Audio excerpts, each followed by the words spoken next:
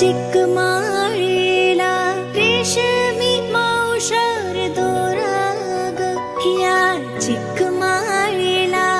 रेशमी मावशर दोराग, मऊ रेशमाच्या दोऱ्यात नवरंगी माळ ओविली ग, रेशमाच्या दोऱ्यात नवरंगी माळ ओविली ग, अशी चिक मोत्याची माळ होती ग 30 तोळ्याची ग,